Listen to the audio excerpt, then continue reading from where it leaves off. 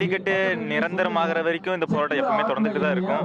ஜல்லிக்கட்டு நிரந்தரம் ஆகாத வரைக்கும் ஆகலை அப்படின்னு உறுதிப்படுத்தப்பட்டுச்சுன்னா எங்களோட இந்தியன் என்ற அடையாளத்தை நாங்கள் துறக்க வேண்டியதாக இருக்கும். ஏன்னா இந்தியா வந்து பார்த்தீங்கன்னா பலதரப்பட்ட மக்கள், கலாச்சாரங்கள், பண்பாடு எல்லாமே சேர்ந்தது தான் இந்தியா. அதனால பொதுவாக ஒரு பண்டிகை வந்து எல்லாருமே கொண்டாடுறதில்ல, ஒரு குறிப்பிட்ட மக்கள் தான் கொண்டாடுறாங்க அப்படின்னு சொல்லி ஒரு தனியாக ஒதுக்குறது வந்து ஒத்துக்க முடியாது, ஏற்கவே முடியாது. அப்படின்னா இந்தியன் சொல்றதுக்கு என்ன அர்த்தம்? ஸோ ஒரு துணைக்கண்டம் தான் இந்தியாவை சொல்றாங்க. துணைக்கண்டத்தில் இருக்கணும், இதெல்லாம் இருக்கணும், கலாச்சாரங்களாக இருக்கணும், இதெல்லாம் வச்சாதான் இந்தியா. அப்போ இந்தியாவே இல்லைன்னா, இந்தியா நாங்களே இல்லைன்னா அப்போ இந்தியா நாங்கள் எதுக்கு? இந்தியன் அடையாளம் எங்களுக்கு எதுக்கு? நாங்கள் தமிழ்னாவே வாழ்ந்துட்டு போறோம். இது வரைக்கும் நார்த் இந்தியாவும் சரி, உலகமும் சரி, எங்க தமிழ் இன்னுமே இலக்கணமாக தான் பார்த்துட்டு இருக்கு. ஸோ எங்களுக்கு வந்து தேவையானது வந்து நாங்க இந்தியனா இருக்கணும் பாக்குறோம். நீங்க எங்களை ஒதுக்குனா ஓகே, எங்களுக்கு தனி நாடா கொடுத்துருங்க, அதுதான் பெஸ்டா இருக்கும் நாங்க நினைக்கிறோம். அதாவது இன்னைக்கு ஜல்லிக்கட்டுக்காக இளைஞர்கள் அத்தனை பேரும் போராடுறீங்க. ஜல்லிக்கட்டுக்காக இன்னைக்கு இன்னைக்கு தமிழர்கள் அத்தனை பேர் போராடுறீங்க, இளைஞர்கள் எல்லாருமே போராடுறீங்க. இது போன்ற மற்ற பிரச்சனைகள், தமிழ்நாட்டில் இருக்க மற்ற பிரச்சனைகளா இருக்கட்டும், அடிப்படை பிரச்சனைகளா இருக்கட்டும், இதுக்காக இளைஞர்கள் போராடுறதுக்கான வாய்ப்பு இருக்கு. கண்டிப்பா இருக்குங்க. இந்த ஜல்லிக்கட்டு பாத்தீங்கன்னா ஒரு தமிழரோட கலாச்சாரமும் பண்பாடும் ஒரு உரிமை சம்பந்தப்பட்ட விஷயங்க. அதே மாதிரி பார்த்தா அடுத்து நீர் பிரச்சனை பாத்தீங்கன்னா ஒரு அடிப்படையான விஷயம், பண்பாட்டான விஷயம் இருக்குங்க.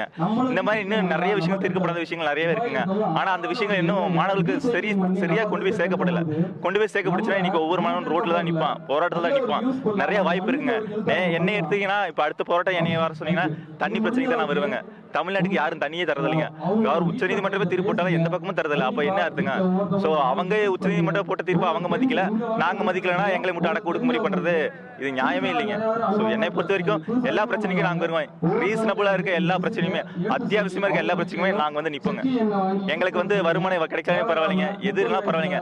எங்க நாட்டு மக்களுக்கு, எங்க வருங்கால தலைமுறைக்கு நாங்க நல்ல நாடா கொடுத்துருப்போம். சோ அதோட பொறுப்பு எங்கள்கிட்ட இருக்குங்க. அதுக்கு தகுந்த மாதிரி நாங்க நடந்துக்குவோங்க. போராட்டத்துக்கு கண்டிப்பா வருவாங்க, நாங்க இல்லைன்னு சொல்லவே மாட்டோம்.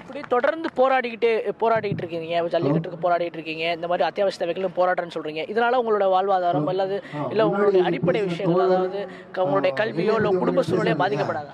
கண்டிப்பா பாதிக்கப்படுங்க. இன்னைக்கு நான் வேலைக்கு போறேன், ஓகே போராட்டத்துக்கு வந்துட்டேன் தம்பி, உனக்கு நான் சம்பளம் சேர்த்து தரேன்ப்பா, நீங்க யாரும் எந்த முதலையும் சொல்ல போறது இல்லைங்க. எங்களுக்கு அடிபட போதுங்க. நான் இன்னைக்கு அடிபட்டா நாளைக்கு என் பையன் நல்லா இருப்பான், என்னோட தம்பி நல்லா இருப்பான்னு சொல்லி நான் இன்னைக்கு வந்திருக்குங்க. ஸோ என்ன சொல்றதுன்னா, இது ஒரு கிட்டத்தட்ட ஒரு தியாகம் மாதிரி தாங்க. எங்க அடுத்த தலைமுறைக்கு நாங்க இப்ப பண்றது, எங்க வாழ்க்கையை விட்டுட்டு எங்க பொழப்ப விட்டுட்டு நாங்க வந்து பண்றது. ஸோ என் சமூகம், என் மக்கள்னு நான் தனியா போயிட்டு இருக்குது. ஸோ எங்களுக்கு இழப்புகள் இருக்கு, ஆனா இழப்புகள் தாண்டி எங்க எதிர்காலமும் இருக்கு. எதிர்காலத்தை தாண்டி தான் நாங்க போயிட்டு இருக்கோமே தவிர இழப்புகள் வந்து எங்களுக்கு ஒரு பெரிய விஷயமா இப்போதைக்கு தெரியுது.